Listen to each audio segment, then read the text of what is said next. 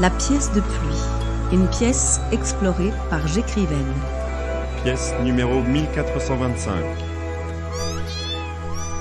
Tu as froid ? L'animal de feu tourne autour de moi, éternuant par moments.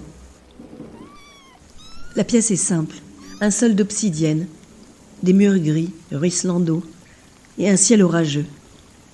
Les nuages, gris ou noirs, illuminent la pièce de leurs dangereux éclairs. C'est silencieux ici. Juste le martèlement de la pluie sur le sol de pierre fine. Aucune lumière. Nuit en plein jour. Maître Abnard dirait que c'est un paradoxe. Mais l'immortel n'est plus mon maître et je repousse ses enseignements loin de mon esprit. Un roulement de tonnerre nous fait violemment sursauter. Le chaton bondit dans mes bras, terrifié. Le contact m'apporte une grande chaleur puisqu'il est fait de flammes et de feu. Il pleut de plus en plus fort. Je me souviens de la première fois où j'ai vu la pluie. Je ferme les yeux. C'est de la pluie. Les nuages en fond.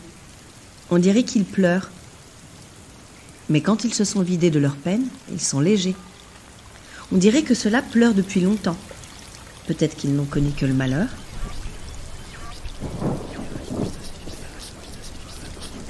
Je murmure au ciel. Je murmure aux nuages. Pourquoi pleurez-vous ? Quelle est la peine qui vous anime ? Aucune réponse. Il fallait s'en douter. Je serre le chat contre moi, tandis que le niveau de l'eau monte. Mes pieds sont ensevelis. Je caresse la fourrure de feu de l'animal.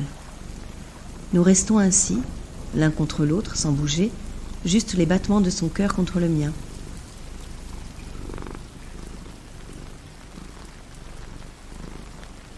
Plusieurs heures passent.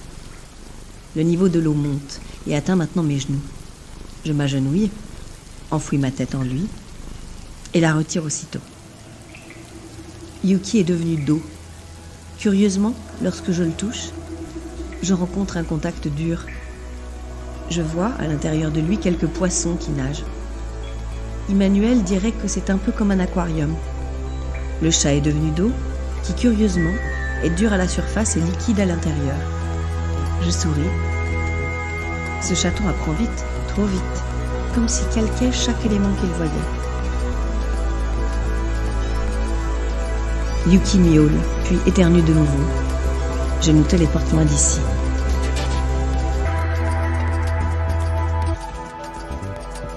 Vous souhaitez vous aussi explorer le château ? Rejoignez la communauté des explorateurs sur château-sans-mine.fr. Chérie, c'est décidé, je pars. Quoi ? Où ? Au château des 100 000 pièces. Ah ouf, j'ai eu peur. Mais tu as ton épée ? Oui. Ton bouclier ? Oui. Et ton armure ? Oui. Au fait, tu as pris une assurance ? Bah oui, la baffe. Avec elle, 100% de dégâts remboursés. C'est sûr ? Oui, même si on me crève les yeux, paf, la baffe assure. Ma nouvelle paire de lentilles sera prise en charge à 200%. Et tous les dégâts effectués par les gobelins et les fillonistes sont directement pris en charge. Directement. Oh mon chéri, tu es si courageux. Tu sais mon amour, c'est grâce à la baffe. Sans elle, je ne serais pas parti. Avec la baffe, explorez le château des 100 000 pièces en toute sécurité. Voir conditions sur prendtabaffe.com. Vous aimez écrire ? Vous souhaiteriez entendre votre pièce dans ce podcast ? Rejoignez les auteurs du Château des 100 000 pièces sur château100 000.fr.